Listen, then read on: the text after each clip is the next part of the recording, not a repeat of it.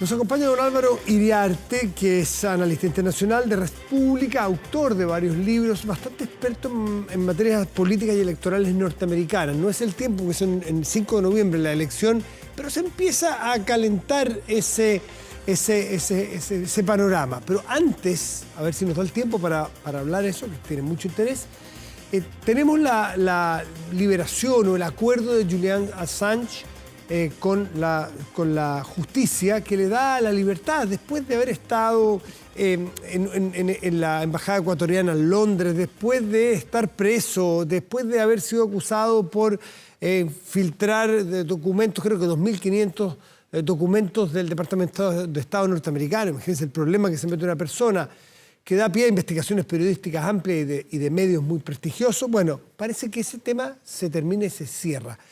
Álvaro Iriarte, buenas noches, gracias por acompañarnos. ¿Cómo estás, Matías? Feliz de estar con ustedes. No todos recordarán, o el nombre sí, pero no el peso específico y la importancia relativa de este señor que tenemos ahí al fondo, el señor Julian Assange.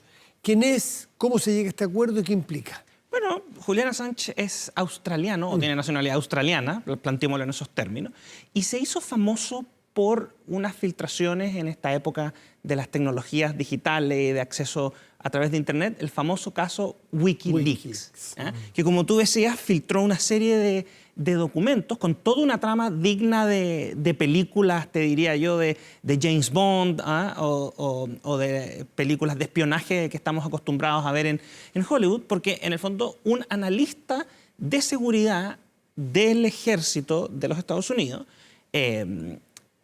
hoy día se va por el nombre Chelsea Manning, fue la que le entregó supuestamente todos estos materiales que eran de carácter reservado por ser temas de seguridad nacional.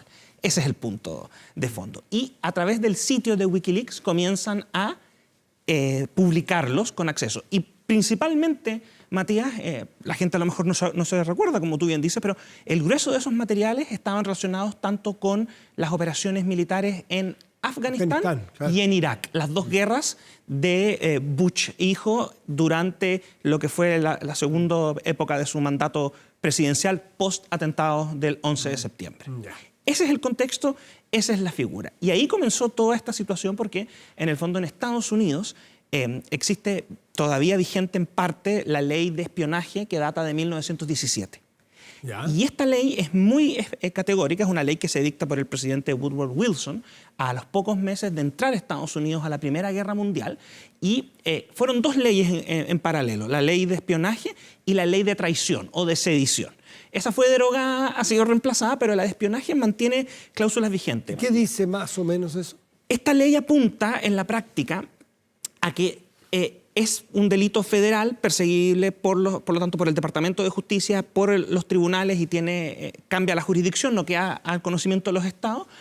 Las personas que revelen, comuniquen, entreguen material clasificado con motivo de la seguridad nacional, y establece que perjudique o dañe a Estados Unidos o que otorgue un beneficio a naciones extranjeras, en una terminología propia de un conflicto bélico. Ese es el origen. Ahora, y esta es claramente. Esto es claramente. Y aquí viene lo interesante, porque la ley tiene cláusulas bastante amplias. De hecho, hay algunos autores, profesores de Derecho y autores en esta materia que consideran que la ley de espionaje es uno de los pilares del todo el ordenamiento de seguridad nacional por el que es tan famoso Estados Unidos. O sea, la CIA, la NSA, el National Security Agency, el Consejo de Seguridad Nacional que tiene el presidente. Dentro de estas instituciones, una pieza angular legislativa es esta ley. Ya, perfecto. Ahora, tú decías que esta ley, de alguna manera, para transitar al otro tema que te quiero llevar, Álvaro, tiene que ver con documentos que se encontraron en Mar-a-Lago, en la casa del expresidente Donald Trump, que habría documentos que no tendría por qué tener en su casa particular, el expresidente, podrían poner en riesgo la seguridad de los Estados Unidos. Ese proceso está todavía en curso de investigación. Ese está en curso. No es el de la condena por el caso de Stormy Daniels. Exacto. Exactamente. Bueno, efectivamente, si ustedes revisan, ese procedimiento está en curso. De hecho, en estos días han habido algunas audiencias en Florida respecto de este procedimiento. Y efectivamente, cuando el FBI realiza en el fondo, operativo e ingresa a Mar-a-Lago, el Departamento de Justicia, que no nos olvidemos que es una mezcla entre Fiscalía y Ministerio de Justicia en la estructura de los Estados Unidos, dentro de las razones que esgrime para proceder a entrar a Mar-a-Lago e incautar documentos, que dentro de los posibles delitos federales que podrían existir, se estaría, precisamente como tú nos señalabas, violando la ley esta de espionaje. ¿Por qué? Porque habría la sustracción y habría una persona que no está calificado, que no tiene derecho, que sería un expresidente, claro, a mantener documentos que están relacionados con la seguridad nacional. Eso todavía está en veremos, podría terminar siendo descartado dentro de los cargos que se formulen, si es que se formulan, o podría no terminar siendo acreditado en el proceso judicial. Pero nada de eso va a ocurrir, ni condena ni absolución va a ocurrir antes del 5 de noviembre. Es decir, ninguna posibilidad. Donald Trump va a enfrentar la elección de noviembre con la mochila de la condena en el caso de Stormy Daniels, claro, y con algunas cosas por resolverse en creo que 12 contiendas judiciales que tiene.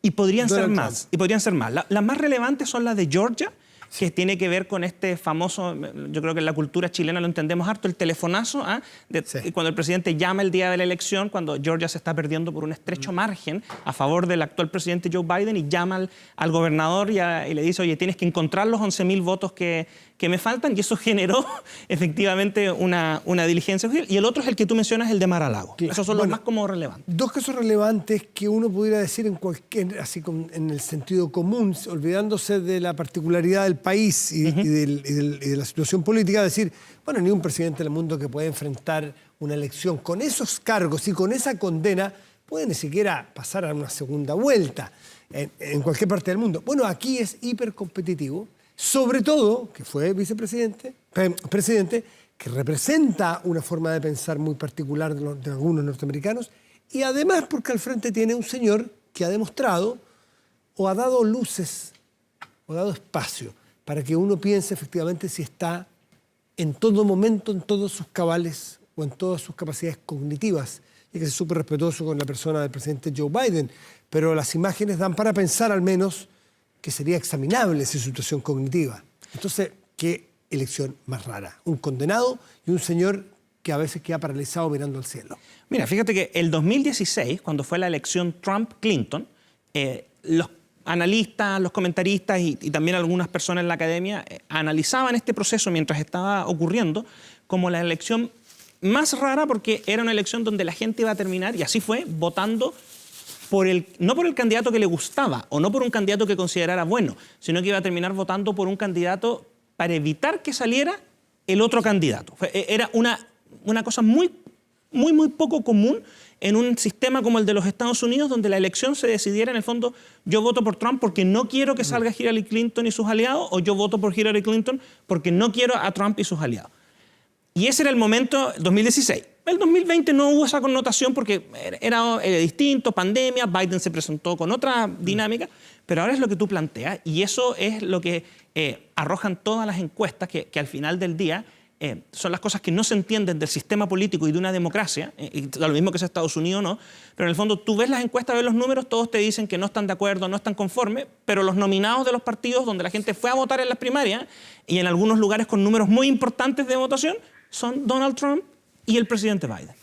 Tiene gran apoyo entre los republicanos, pero te aseguro que los que son en el Partido Republicano contrarios a Trump son muy contrarios. Me recuerdo, por ejemplo, el caso de la senadora Cheney, o senadora... La representante. Representante, la hija de Dick Cheney, sí, que fue vicepresidente republicano. Sí. Es decir, despierta mucha odiosidad política incluso, no sé si odiosidad, pero mucha adversidad política dentro de los republicanos. Y Biden también. ¿Vamos a llegar, según tus conocimientos, al 5 de noviembre con estos dos candidatos? Todo indica que los candidatos llegan sí o sí al 5 de noviembre. En el caso del Partido Republicano, tú bien lo mencionabas, el Partido Republicano está viviendo una transformación. Está viviendo una transformación no necesariamente de las propuestas o de las ideas, sino que está viviendo una doble transformación en cuanto a la base electoral más fiel del partido, la que se moviliza en procesos como las primarias, y también está viviendo una transformación desde la perspectiva de la forma. Durante mucho tiempo el Partido Republicano, cuando se forja la coalición que lleva, a la coalición de votantes que logra instalar en la Casa Blanca al presidente Reagan, y después viene Bush padre, y después podrías considerar Bush hijo también, es un partido de formas amables, optimista, es conservador fiscal, es un poco más duro y tiene ciertos temas en materia internacional, lo que tú quieras, pero es una actitud distinta. Cuando llega Donald Trump capitaliza una suerte de frustración ampliamente oculta. Más proteccionista, por lo Pero, por ejemplo, es proteccionista. Pero ojo, que el Partido Republicano fue proteccionista antes del año 64 y el cambio que introduce el movimiento conservador en la política. Trump fue demócrata también, pues. Trump fue demócrata, pero el partido lo fue. Y de hecho, en el fondo, cuando tú revisas, hoy día uno está acostumbrado a ver el Partido Republicano como sus bastiones electorales, las zonas rurales, un mundo mucho más asociado al mundo agrario y conservador. Pero cuando tú revisas el origen del Partido Republicano surge en las ciudades, en los cordones industriales, en los centros industriales, en Pensilvania, en Michigan, donde está la situación de los autos, y se van produciendo un cambio del votante. Y eso es lo que le está pasando al Partido Republicano hoy día. Y Trump, de alguna manera, con esta carrera de primarias que se le echó al bolsillo rápidamente, o sea, hubo una competencia con Nikki Haley, pero sí, la competencia murió después de New Hampshire en el Supermarte. Bueno, Donald Trump está tomando control completo y en el fondo lo que está sucediendo es que dentro del Partido Republicano lo que se entiende ser conservador ya no es esta figura de Reagan y compañía, sino que hoy día el ser conservador se asocia con la dinámica que introduce Trump, tanto en el estilo, un estilo mucho más confrontacional, a veces llega a ser una dinámica de bullying, y una actitud que es más proteccionista en algunos temas, aislacionistas en otros. Es un proceso interno muy, muy, muy dinámico. ¿Pero es porque Trump es muy potente como figura o porque el electorado está tendiendo a comulgar con sus ideas? O sea, ¿es una adscripción por conveniencia, porque con ellos puedes ganar? ¿O es una adscripción por convicción a Trump? Buena pregunta. Mira, yo me atrevería a decir que en lo que respecta a los votantes que se identifican como conservadores y republicanos, es porque en el fondo Trump se alinea con ese sentimiento de malestar. Existe una tensión permanente, que en Chile algo hay, pero no ha alcanzado esos ribetes, que tiene que ver entre el mundo de los suburbios y el mundo rural con las ciudades, y en el fondo se produce una brecha cultural, que no es política, es una brecha cultural. O sea, tú ves, por ejemplo, cuando tienes las protestas por el tema del conflicto árabe e israelí, tú ves que son las universidades, en los centros urbanos y las grandes ciudades donde hay protestas a favor de Palestina, manifestaciones, actos donde en el fondo de alguna manera se desacralizan los símbolos nacionales de los Estados Unidos como protesta porque no interviene. Te corres al mundo rural y los actos de demostración son en favor del mundo o del bando, en este caso, de Israel. Esa división se traduce en términos políticos. Y en el caso de Donald Trump capitaliza la frustración de todo este grupo. Muchos de ellos están en el famoso medio oeste de los Estados Unidos, que ha sido fuertemente golpeado en las últimas décadas por la salida de empresas, de la manufactura, el problema económico. Y ahí viene toda esta guerra económica que se espera que de aquí a futuro, si gana Trump con China, pueda incluso incrementarse, ¿no? En temas de tecnología y eso. Álvaro Iriarte, y deja preguntarte para el Partido Demócrata, porque ¿cómo no va a salir? ¿Cómo va a ser el semillero tan pobre que no va a haber nadie que le compita definitivamente a Biden? ¿Qué pasa ahí en el proceso interno? Sí, en el proceso interno es el siguiente. Se mezclan dos cosas. La primera es que en Estados Unidos suele ser una suerte de regla no escrita, como tantas otras en la cultura política de los Estados Unidos, que el presidente, si decide ir a la reelección... No se cuestiona. No se cuestiona. ¿Nunca ha pasado? Sí. Ha pasado, por ejemplo, en la elección del año 76, cuando Gerald Ford, que asume después de que renuncia a Nixon por el escándalo Watergate, Gerald Ford en el Partido Republicano va a la reelección y Ronald Reagan dice yo también voy y le monta un desafío electoral consistente. ¿Pero en los demócratas no ha pasado? En los demócratas la verdad es que no ha pasado. Mira. En el en el siglo XX es muy difícil que tú puedas decir mira, esto es una situación, entre otras cosas, porque cuando tú revisas, desde el año 45 en adelante, la mayoría de los presidentes han sido republicanos y no demócratas. Kennedy no tuvo ese problema porque fue asesinado. Lyndon Johnson, dado el contexto de la crisis del año 68, de Vietnam, derechos civiles, la muerte de Martin Luther King, decide no competir para la reelección. Luego te saltas hasta el año 76 Carter, que Carter va a la reelección y nadie lo desafía. Y pierde, claro. Y pierde. Luego tienes que llegar hasta Bill Clinton, el año 93. Bill Clinton, con la popularidad que logra, tampoco es desafiado y va a la reelección en el 96. Y gana. Y después tienes el salto hasta Obama, que Obama no es... Entonces, en los demócratas no se ha dado. Ya, pero no se ha dado nunca un presidente en estas condiciones y que inicie un mandato potencial con 81 años o 82. Claro, Creo 81. no se ha dado. El caso más cercano... De hecho, es el presidente, entiendo, más longevo que ha tenido Estados Unidos. Claro, el que llega con más edad, en el caso que gane la elección y asume un segundo periodo. Hay un caso similar, que es el caso del presidente Franklin Delano Roosevelt en su tercera y última reelección o cuarto y último mandato. Cuando compite Roosevelt el año 44, está con un estado de salud ampliamente deteriorado.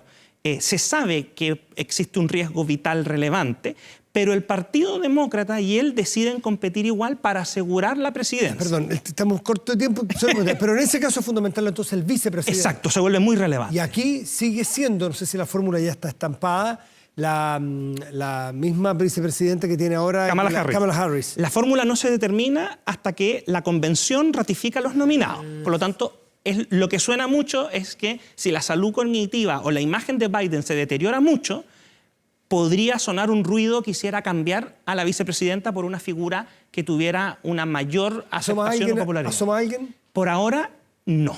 ¿Ha habido algún cambio con un presidente que va a la reelección que cambia a su vicepresidente o vicepresidenta? Franklin Roosevelt cambió a Wallace por ser demasiado progresista. El partido se lo cambió por Harry Truman, que era del ala más conservadora del Partido Demócrata. Y cuando muere, asume Queda Truman. Harry Truman. Álvaro Iriarte, con temas internacionales vinculados a los Estados Unidos, analista internacional de República. Gracias por acompañarnos, como siempre. Feliz de la invitación y, como siempre, bien. un saludo a toda la gente de Copiapó. Copiapino. Siempre, Copiapino de tomo y lomo, nacido y de corazón. Bien, Álvaro, muchísimas gracias.